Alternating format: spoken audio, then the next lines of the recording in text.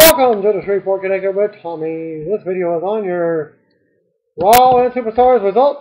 Spoilers for this week of May 14th, 13th, whichever. May 13th Raw was recorded. The 17th Superstars for the spoilers. Well, Raw took place tonight in Tulsa, Oklahoma at the BOK Center. And they were advertising Brock Lesnar and Triple H appearing on the Go Home show for Sunday's Extreme Rules pay-per-view. And a dance contest between Y2J Jericho and Fandango. And of course, the show started at 7 p.m. earlier tonight, which I was at work. Didn't get off till like 9 p.m. And SmackDown will be on tomorrow in Wichita, Kansas. And if you're going to the show, send me an email at tomcorday@yahoo.com or just send messages on my Facebook. .net.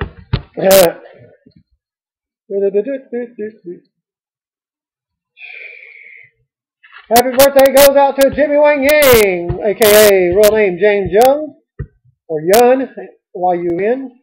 Turned 32 years old. He was born May 13th, 1981.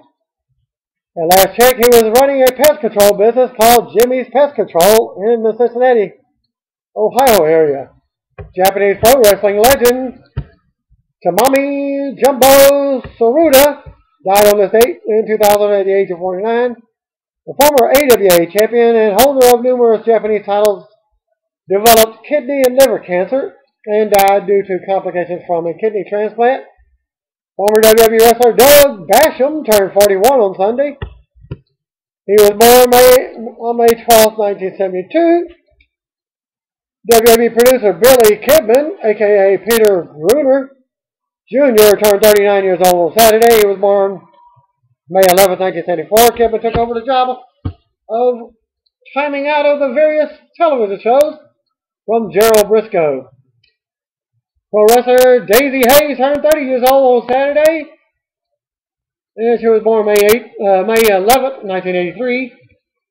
Following matches are listed for 8:30 Central Time airing of the AWA on ESPN Classic. Beauty and the Beast versus Top Guns. No, they were not movies. They were actually tag teams. Colonel De Beers versus Grim Reaper. Nature's Best versus RPMs.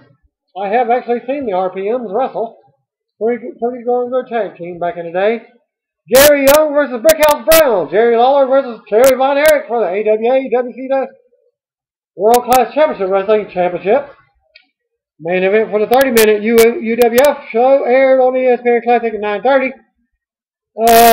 Show Danny Spivey versus Brian Blair. This Day in Wrestling History 2007. For the May 13th, TNA Sacrifice was held in Orlando, Florida. The NWA severed ties with TNA earlier on that day, meaning that the NWA belts were used, but were not referred to as such. For the same reason, Kurt Angle's win is not recognized by the NWA. Chris Sabin defeated Jay Lethal and Sonjay Dutt in a three-way dance to retain the X Division title. Chris Wildcat Harris defeated James Storm in a Texas death match. For those who don't remember, they were a former tag team. AMW.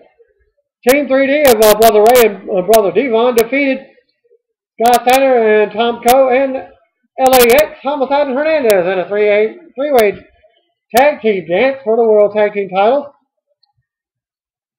Kurt Angle defeated Sting and Christian Cage to win the World Heavyweight title. Angle later claimed that he was the first TNA World Champion, but the title was vacated on Impact by Jim Cornette. In 2012, TNA Sacrifice was held in Orlando, Florida. Christopher Daniels and Kazarian defeated Samoa Joe and Magnus to win the TNA Tag Team titles. Gail Kim defeated Brooke Tessmacher to retain the Knockouts title. Devon defeated Robbie E. and Robbie T. in a three-way match to retain the TNA TV title. A-double, Austin Aries defeated Bully Ray. Kurt Angle defeated AJ Styles. Bobby Roode defeated Rob Van Dam in a ladder match to retain the TNA World title. Title changes on this day in history. 1975, Dominic DeNucci and Victor Rivera defeated Jimmy and Johnny Vance to win the Worldwide Wrestling Federation Tag Team titles. 1979, Chief Wahoo McDaniel defeated the Spoiler to win the WCCW America Heavyweight title. 1984, Rick Martel defeated Jumbo Tsuruta to win the AWA World title. 1984, Magnum TA defeated Mr. Wrestling number 2 to win the Mid-South Wrestling North American title. 1988, Barry Windham defeated Nikita Koloff in the final of the tournament to win the vacated NWA US title. And on Raw in 2002, on this day, Trish Stratus defeated Jazz to win the women's title. Birthdays. Happy birthday to former WWE, WCW, and TNA wrestler Jimmy Wang. 31 years old, 8 times. If you didn't know, he was an 8-time NWA Junior Weight Heavyweight. Okay. His next birthday goes out to 8-time NWA Junior Heavyweight Champion Danny Hodge. He would be 81 years old. Also today would have been the birthday of the former NWA Southern State star, Killer Carl Truck. He would have turned 79. And a memoriam on this day of 2000, the wrestling world lost the first AJPW Triple Crown champion, Jumbo Tsuruta, age 49. As I was speaking about earlier, it must be his son or somebody else portraying the character. He was an accomplished amateur wrestler in Japan, winning competitions in both freestyle and Greco-Roman wrestling at the super heavyweight level.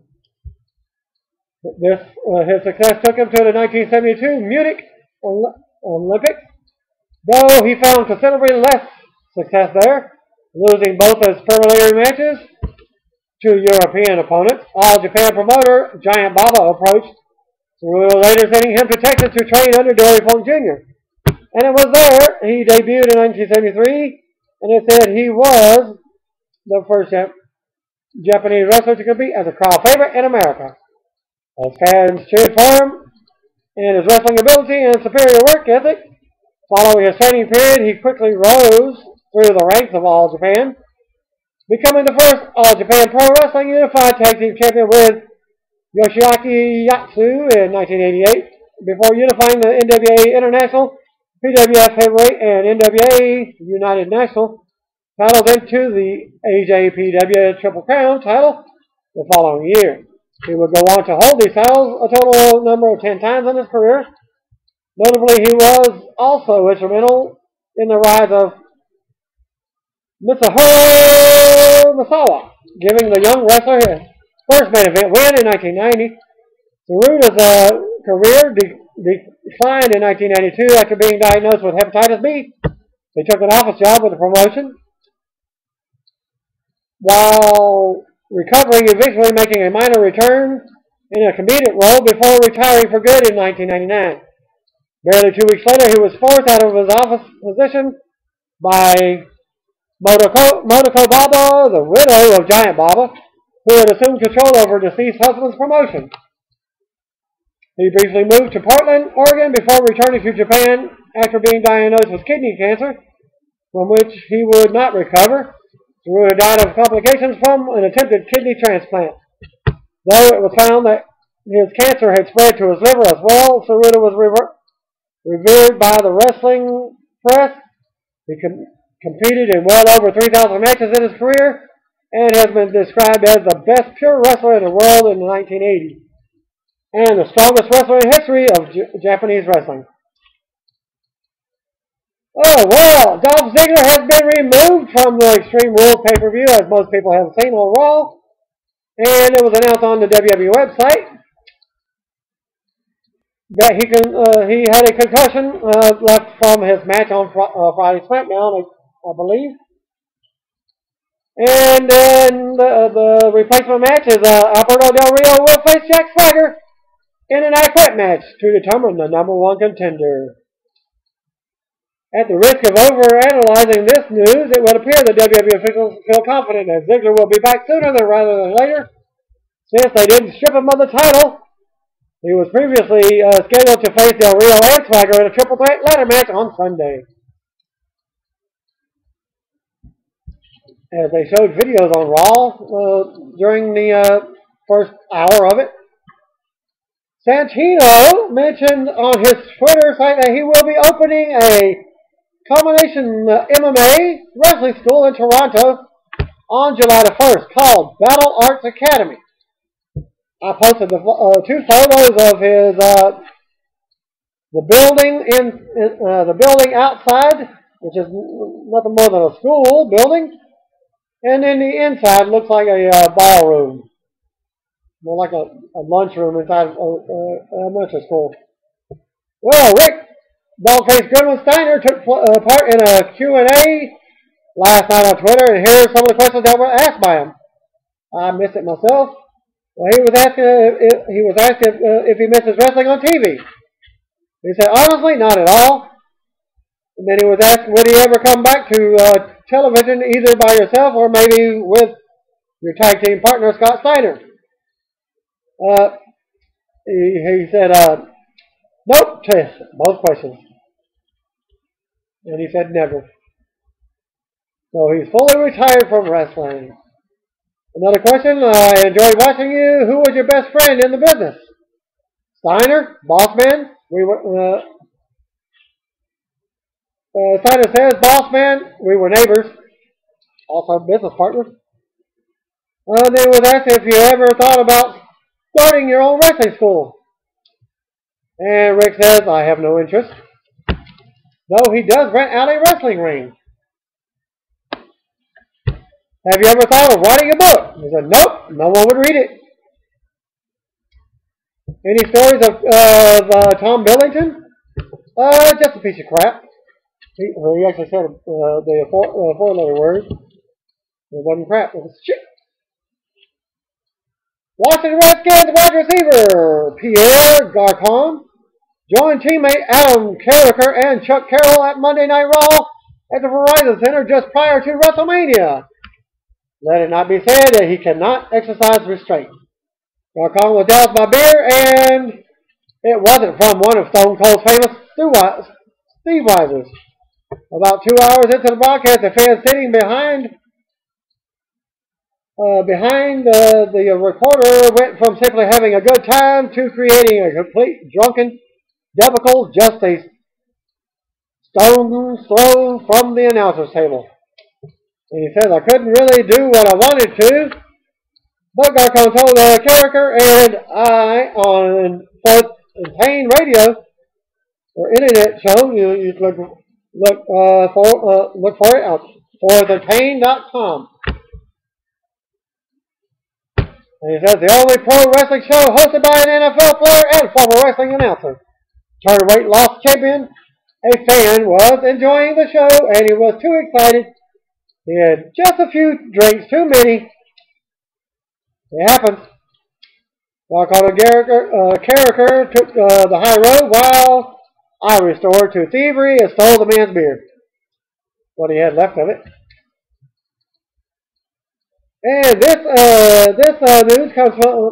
next news comes from contactmusic.com /news /Marvel-boss -back -rock -4 -superhero -roll _3654828.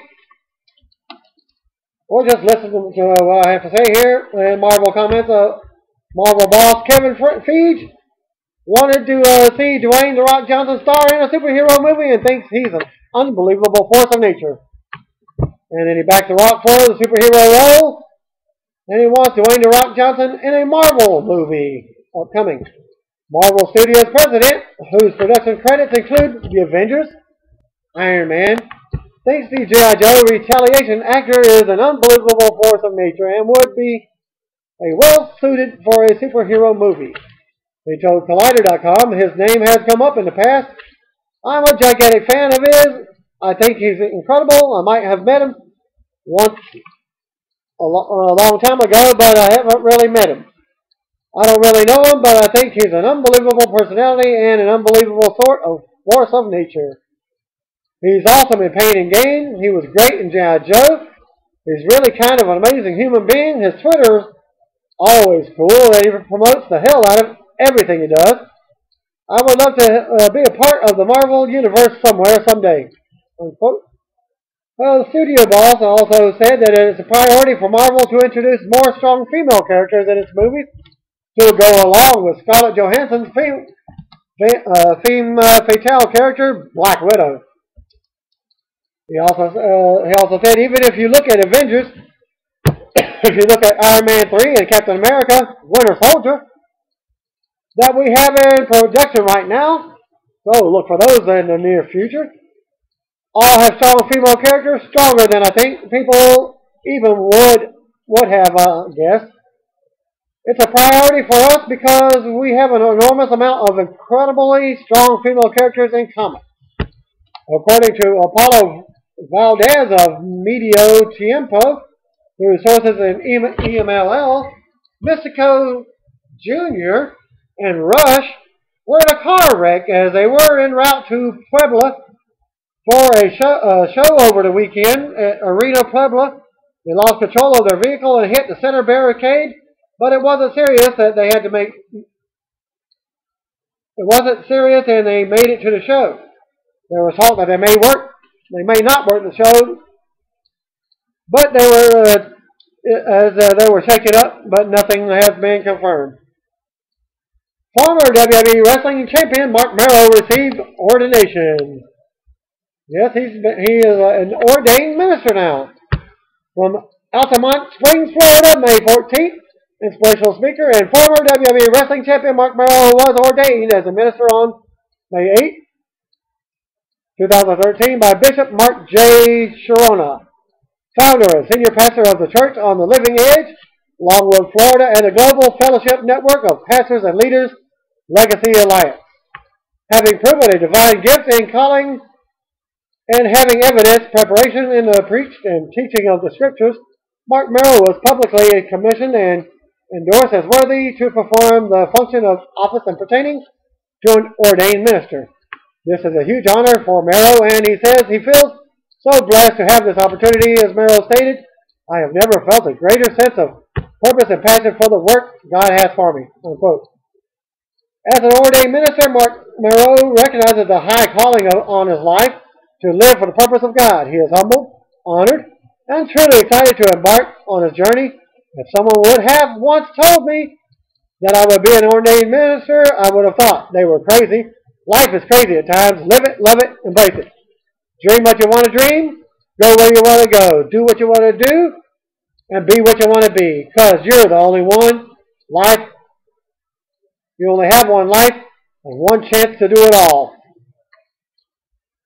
And what he has to say, he is an inspirational speaker and founder of the nonprofit organization Champion of Choices, Inc.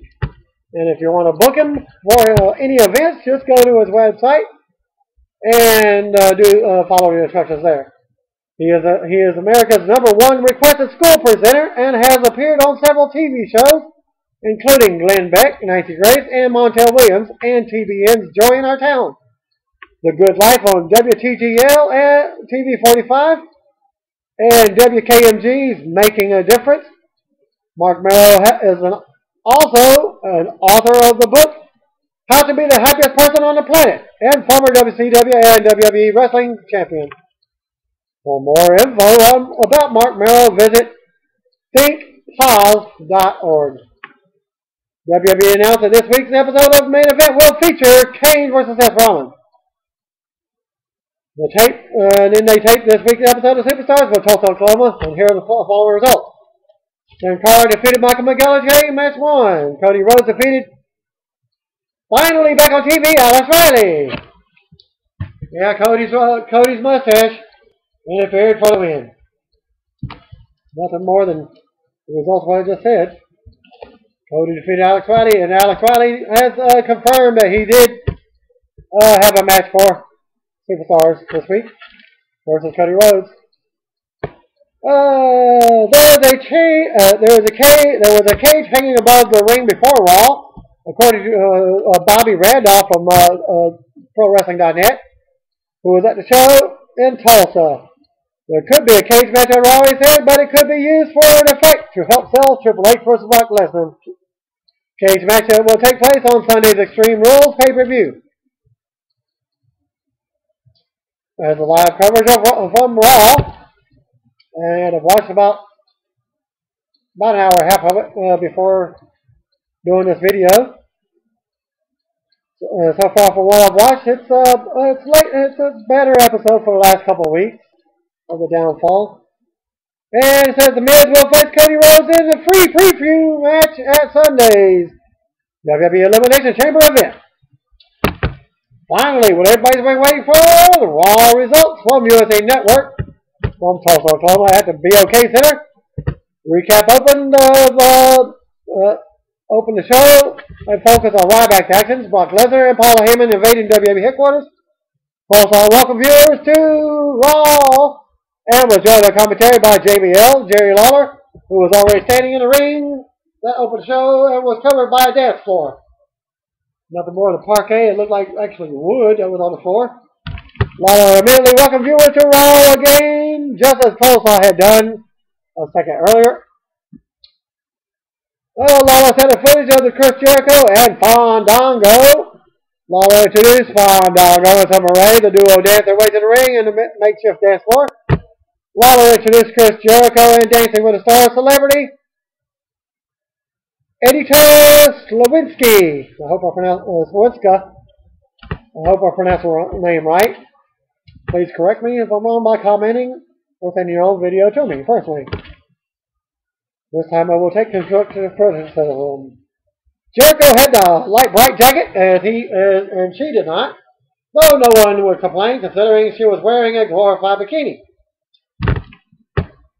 Once everyone was in the ring, Lawler said both teams would have 90 seconds to perform a dance routine. He said the winning team would be chosen by the live crowd, again like Holly in his dance-off. Lawler told the crowd it's not a popularity contest. They want the fans to actually vote and based on their ability and dance move. Well, that kind of changed everything. Lawler brought up Fandango losing the dance contest to Khali. Fandango interrupted and said fans may not like him, but they have to respect him. He doesn't think that he will beat Jericho. He knows he will defeat Jericho. Jericho was given a chance to respond, and the crowd chanted Y2J. He started to speak, and just got louder. And then he said he brought back, he had a lot of impressive wins on Raw, bringing up, but none more impressive than when he became the first musical chairs champion. He also recalled outsmarting Bob Barker to become the Price is Raw champion. He said there's no doubt in his mind that he would win the dance contest. But even better than that, this Sunday's at Extreme Rules, Fandango, as he said, which got a rise out of Fandango. I'm going to create a new dance sensation that is going to sweep the nation. Jericho said it will be, I just kicked your ass, or jackass all over this ring. He said he would dance all over Fandango's face at Extreme Rules, so I guess this means they are having a match on Sunday. Lawler said that they have a coin toss before the show. They had a coin toss before the show, and Fandango won, so he goes up first. The music played, and Fandango and Summer stalled. Eventually, they got going, but then she stumbled like she sprung her ankle, grabbed her ankle. Fandango wasn't happy. Slawinski went over to help her up to see what happened. Fandango told her it had nothing to do with her. Then Fandango backed off and left the ring. He returned and caught Jericho with a kick to the face, and then punched him repeatedly. Fandango took Jericho to ringside, slammed him into the announcer's table, threw him into the ring steps, and then into the ring barricade. And then Fandango went back to the ring apron, grabbed a piece of the corner of the wooden dance floor and slammed it on Jericho's celebrity sidekick. And she was long gone. But the trainer was still tending to Summer Rae. Summer got back to her feet and showed that she was faking the whole injury. We've been duped, JBL said. You gotta love Fandango. That was brilliant. I don't know if it was brilliant, but I'm happy to see that they finally gave one of Fandango's dancers a personality. It still doesn't explain why she danced with Chris Jericho, but I think it's wise to give the NXT trainee more of a character than she had before. So Winska just scored the easiest appearance fee of her life. The announcers hyped John Cena, Kane, and Daniel Bryan and the Shield for later on in the show win an elimination tag match. And then they showed a shot of Ryback walking backstage. As they go to commercial, well, guess what? That normally gets cues. He's up next. First match of the night, Ryback versus the squash match, Zack Ryder. And the match only took 1 minute. He plowed through Ryder with a move and then finished him off with a shell shock. He yelled, Ryback rules, right in his face as he's down on the mat. A guy in the front row held up a Odell rule sign. Funny. Ryback defeated Zack Ryder in a minute. The squash match was logical to build up the hype for Ryback for Extreme Rules. But I would have liked to have seen Ryback be a little bit more sadistic on the go-home show. I would have had him toying with Ryder and picking him up rather than pinning him so quickly. But he did actually do like 2 moves before he dropped him with the shell shock. Match number 2. Well, before match number 2, announcers hype Brock Lesnar and Triple H as being face-to-face for the first time since WrestleMania. As they go to commercial. Back for commercial, Brothers Clay and Sweet Tea with Cameron and Naomi were already shown dancing in the ring. And they go up against the primetime players. Their young struck Clay with a hair pick, while the referee was instructing Tyler O'Neill rolled Clay up for the win. So the primetime players defeated Brothers Clay and Sweet Tea in a minute 40 seconds. Will we ever get the inevitable rematch as the free preview match on Sunday? Let's hope not. Footage ahead of Dolph Ziggler being struck in the head by a ladder last Monday. And then the nasty kick to the face, straight to the face, from Jack Swagger that gave Dolph Ziggler the concussion. Lawler said Theodore Long will be out after the break to make a statement about the World Heavyweight Championship and Extreme Rules match. As they go to commercial, Matt Striker is still on the stage and introduced Teddy Long and noted that the WWE website reported that Dolph Ziggler would not be medically cleared to wrestle. So, Teddy said that since Vicky Guerrero gave him the authority, he has made a decision regarding the World Heavyweight Championship. Jack Swagger and Zeb Coulter interrupted them. Coulter said that the title should go to the man who put Ziggler out of action. AJ Lee and Big E Langston came in for their objections. AJ said Swagger should be fired for what he did to Ziggler. Long announced that Swagger will face Alberto Del Rio in an I Quit match to become the #1 contender. Long also announced that Langston would face either Alberto Del Rio or Jack Swagger during Raw. Long said to the fans who downloaded the app, the WWE app would be the only ones allowed to vote to determine which wrestler Langston will face. Coleslaw said the polls are not yet open, so you can't vote. And then the announcer spoke about the ruling. Coleslaw said Mark Henry planned to call out Sheamus later in the show, and Lawler hyped the 6-man elimination match. When we get Kofi Kingston making his entrance for a match against an unnamed opponent. An ad for SmackDown focus on the wrestlers in the triple threat ladder match that won't take place at the pay-per-view. Why does Long need an approval of Vicky Guerrero rather than Booker T to rule on the world title anyway? The loss of the ladder match for the pay-per-view really hurts it. I was looking forward to that more than anything on the card. It would have been awkward to hold a ladder match without a title or a briefcase. More importantly, I don't think the ladder stipulation plays to the strength of Swagger and Del Rio. So, I do understand why it was pulled. For the safety of Ziggler. Until he gets cleared from his concussion. Coleslaw encouraged viewers to download the WWE app so they can vote, and I believe they said the voting became the most. They had a record or something that they did on the app. Thankfully, they didn't give viewers a tutorial on how to vote using the app again.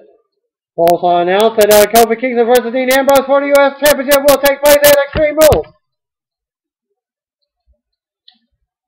That takes some of the sting away from the ladder match being pulled from Extreme Rules. I am curious to see whether Seth Rollins and Roman Reigns also challenge for gold by facing Team Hell No on Sunday. U.S. Champion Kofi Kingston versus Damian Sandow in a non-title match. Sandow cut a promo beforehand saying that Kingston's reign will soon come to an end. Kingston finished off Sandow with the Trouble in Paradise kick. And the match only took 2.5 minutes. Mark Henry was shown walking backstage with a strap around his neck. Well, guess what? He's up next, and Lawler said that Henry planned to call out Sheamus for a Hall of Fame induction as they go to commercial. Well, the great thing about the Hall of Fame is that I don't get emails from angry fans who hate that Sheamus is going to be inducted before Randy Savage.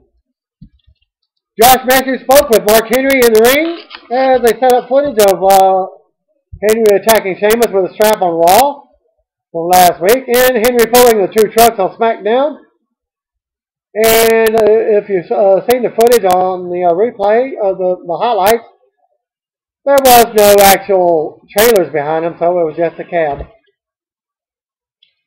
So, long story short, it wasn't that dang heavy. And then Josh asked Henry about how Henry's power will help him defeat Sheamus on Sunday. I'm going to show you, Henry said, and he ordered Matthews to put the strap on. He shoved him to the ground with just a push. Henry walked around the ring and touched all four corners while dragging Matthews along with him. Henry let Matthews loose finally after hitting the fourth one. When Matthews scurried from the ring, Henry said, "Like a rat." Henry called out Sheamus, who eventually made his entrance. Sheamus spoke on the stage. Henry told him he was standing in the ring if he wanted some, to come get some. Sheamus said Henry was holding a strap, and it's not really a fair fight. So, guess what? As he hesitates, Henry accused Sheamus of being scared. "I see you're scared. You're a coward." Sheamus said he's never backed down from a fight. "You know what, Mark? You just talked me into it." And he walked down to the ring side, and he hesitates a little bit. Sheamus stood at the top of the stairs, and then told him to back up so he could get into the ring. And Henry didn't comply. Sheamus then said something. He said, "Oh, by the way, I got a present for you under the ring. I left under the ring earlier." Sheamus then grabbed a strap from underneath the ring so that he was a score and cleared the ring. Henry, they started strap shots. Henry dropped the strap, tried to get the strap back once. Henry headed backstage to booze. Sheamus plays to the crowd as he's holding up "Fella!" with a strap. Okay.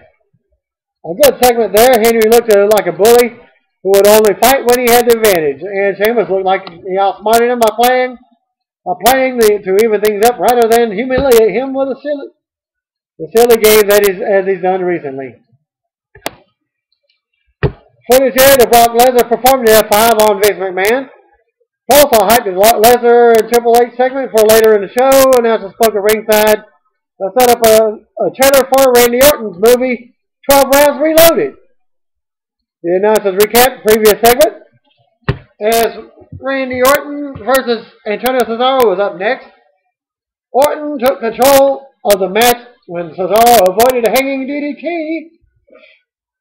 However, Orton came right back with the RKO impending. And the match only took 3 minutes. During the match, Jerry the King Lawler said that on the main event that he had, that he promised that he would not lose if he had to face Randy Orton again. because he lost so bad on the main event. Just in case you weren't sure, after watching the WWE main event, now you really know that Orton is better than Cesaro. Look on the right side, Cesaro fans. At least he's not yodeling. Also announced that The Miz versus Cody Rhodes as the Extreme Rules free preview match. And now it's on, I believe it's on Yahoo. So you can go to Yahoo and watch the preview. Well, that beats the Tones of Funk versus Primetime Players that I was fearing earlier tonight. So I'm guessing that will now be on the pay-per-view. The Miz versus Heath Slater with Drew McIntyre and Jinder Mahal. The announcers played up Miz's return. He eventually applied to figure 4 and got the submission win. I'm back, baby, Miz yelled afterwards while standing on the ropes. And he defeated Heath Slater in 4 minutes 15 seconds. Saw set up a video on Layla and Alicia Fox from last week at the Susan G. Komen Race for the Cure event. Announcers then hyped the 6-man elimination main event. And they showed footage from a past WWE Raw event with Triple H running Brock Lesnar into the ring post and busting him open. And then the announcers hyped Hunter and Lesnar face to face. Also announced that Kane and Daniel Bryan versus Seth Rollins and Roman Reigns in a tag team tornado match for WWE Tag Team Championship at Extreme Rules. So there's 3 more matches going into the pay-per-view. He also announced Kane versus Seth Rollins as the featured match on WWE Main Event. Ring introductions for the elimination match took place. Cena received a favorable reaction. John Cena, Kane, and Daniel Bryan versus Dean Ambrose, Seth Rollins, Roman Reigns in an elimination tag match. Kane and Ambrose started the match. Bryan tagged in quickly and threw some kicks. Cena tags in and worked over Rollins, heading into a break. After the break, Shield isolated Bryan. After the break, Bryan eventually made the hot tag to Kane, who grabbed Rollins and Ambrose by the throat and then shoved them both over the top rope. Kane also cleared Reigns to ringside. Kane went to ringside and threw punches at the Shield members, and Rollins ran into the post. He slammed Reigns off the steps and the announcer's table.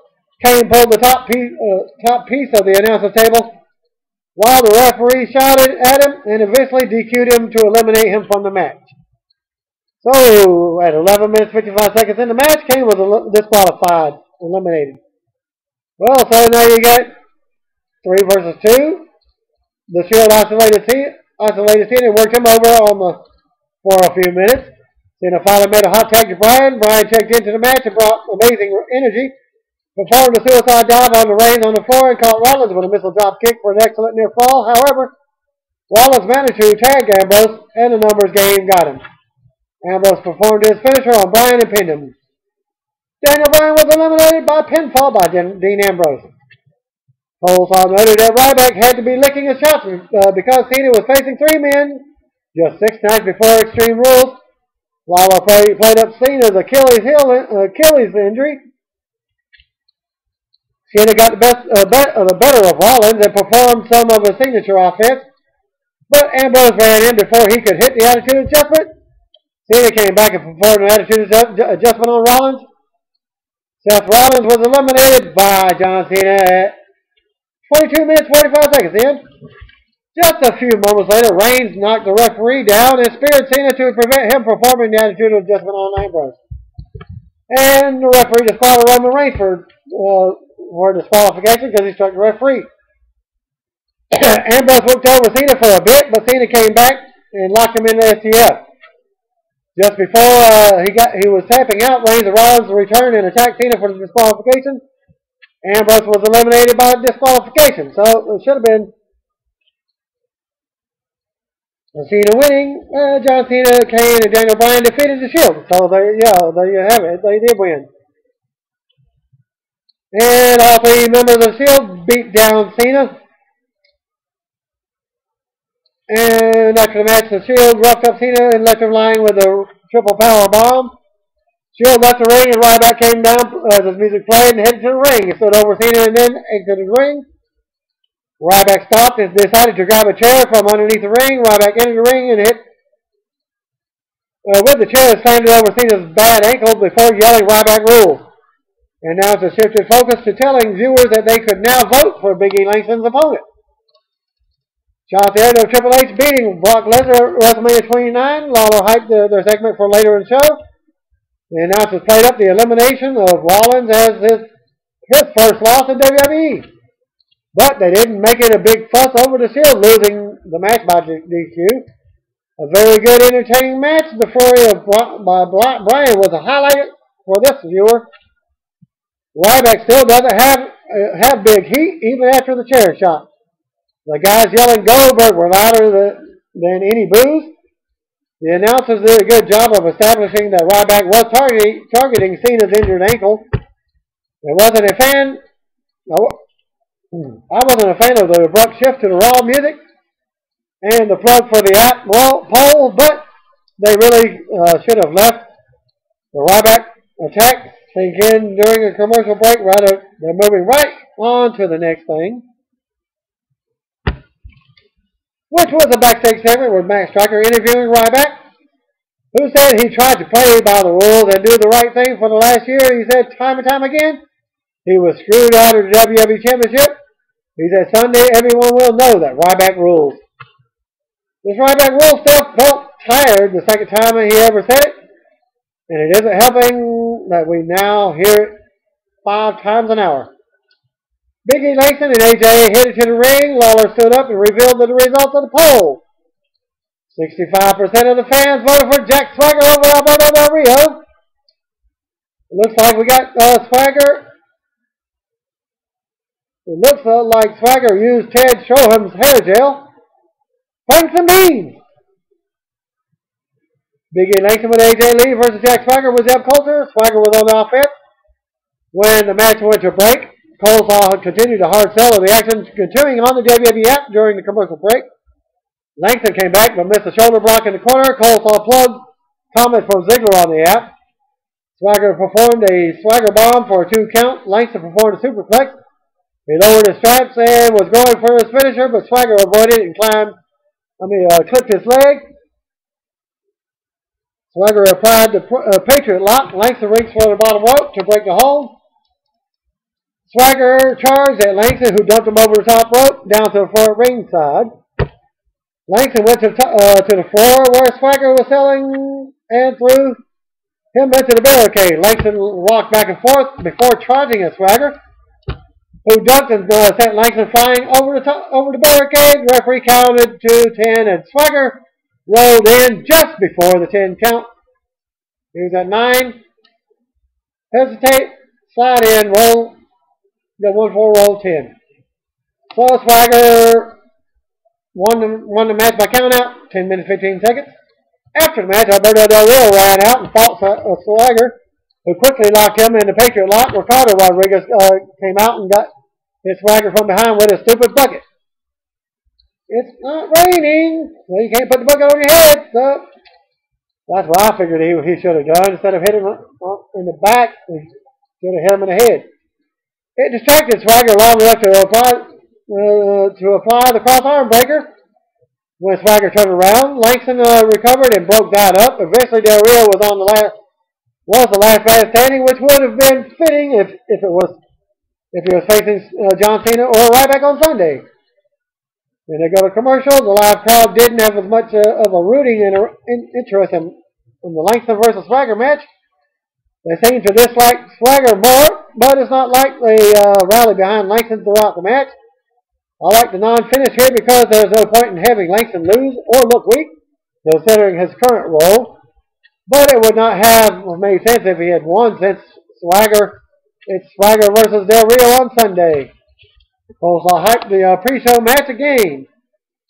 Then we get AJ Lee versus Natalya with Great Khali and Hornswoggle at ringside. And Caitlyn and the Bella Twins are on commentary. I didn't see none of them come down, so they must have already been at the table when they came back from a commercial break. Also had no idea why Khali and Hornswoggle were out there until the Divas explained that they were with Natalya. Caitlyn received and opened her latest gift from her secret admirer. When I watched it, I didn't even see that while they were on commentary. And I guess it said attention whore. Lawler joked that AJ might be the admirer since she's gone through all the men in the locker room. And I thought my suspicion was actually Isabella twins doing their twin magic. Well, AJ acted like she was knocked out at ringside momentarily. Natalya threw her back inside the ring, and then AJ suddenly twisted it around. Oh, it was an abdominal stretch, and AJ twisted it around into some sort of submission hold. I'm going to have to look that up and find out what type of submission hold it was. And Lawler said the move is called the Black Widow. Where have we heard that before? And Natalya taps out. So AJ Lee won in 3 minutes 10 seconds by tap out. Highlights there is Brock Lesnar breaking shit from last week in Mr. Levesque's locker room or announcer's room or whichever one you want to call it. Office and headquarters. And then he announces Hype to Lesnar versus Triple H segment coming up after commercial. The women were too quiet or talked over one another on commentary, so I just zoned them out. I don't know that Caitlyn received a trivia box as a gift. They go for $10.97 online, so her secret admirer is one cheap prick. By the way, I always thought there should have been a Cheap Trick parody. Band name, Cheap Trick. That's probably just me. My apologies if there actually is. But there's no way I'm doing a Google search for Cheap Trick. Did you know Graphic Hype, the WWE magazine, has more readers per copy than ESPN, Rolling Stone, and Maxim combined? The announcers recap the dance-off. Backstage, Max Striker asked Chris Jericho if he felt foolish because Fandango and Summer Rae got one over on him. Jericho said it was his fault because he's been trying to play by other people's rules. Jericho said that changes now. He said no more dance-offs, no more joking, or holding up scorecards. Jericho pronounced Fandango's name properly and said he knows how to say it. He got fired up and said he wanted to tell Fandango who he is. He said he is a six-time world champion who has done it all and seen it all in WWE. Jericho said that if Fandango wants to dance, he's going to show him how and teach him how to dance Chris Jericho style. See you Sunday. And Intense Jericho said, good fire for Jericho there. I get a kick out of some of the silliness, but this attitude change came at the right time. Triple H makes his entrance, and a cage lowered around the ring, and that's where I'll pause my portion of the program so I can do this video. As he was standing on the second rope, Cole said the confrontation between Hunter and Lesnar was coming up next. Commercial break. And after Friday SmackDown hyping the highlight reel hosted by Jericho with guests Randy Orton and Big Show. Triple H, who has his hands taped, stood inside the cage ring, since it was lowering down.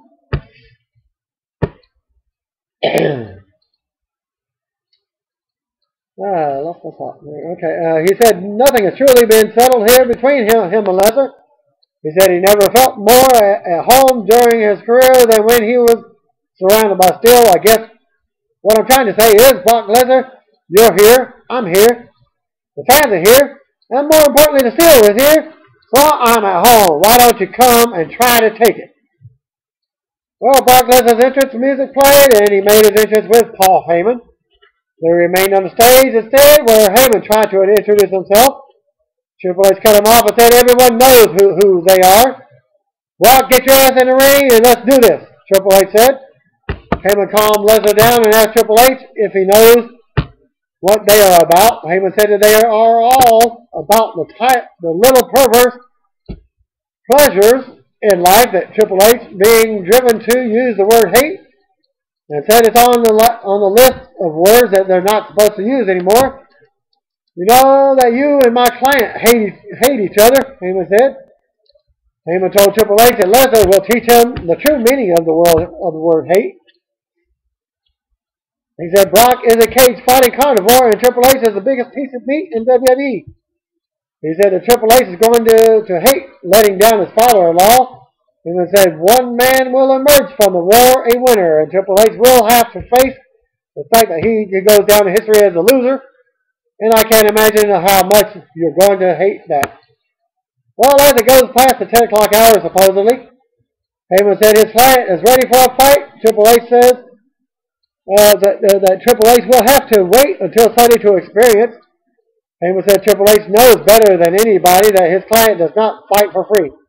Lesnar's music played, and he and Heyman turned and headed toward the back. Triple H stopped them. Triple H said he should have figured out before why Lesnar won't stand face to face with him like a man. He said it has nothing to do with Lesnar. It's the fact that Heyman can't afford to let Lesnar do that. Triple H said that he did the unthinkable in Heyman's eyes by knocking out Lesnar cold and beating him. Triple H said it doesn't bode well for Heyman, the businessman, if Triple H beats him up again on Raw. He said that if he beats Lesnar again on Sunday, the sound Heyman will hear is the sound of Lesnar's mystique flying out of the window along with his meal ticket. I can look at Brock and tell that Brock Lesnar still believes inside him that he is the baddest man standing in his room. Triple H said, the problem is, Paul, you don't believe that's true anymore, do you?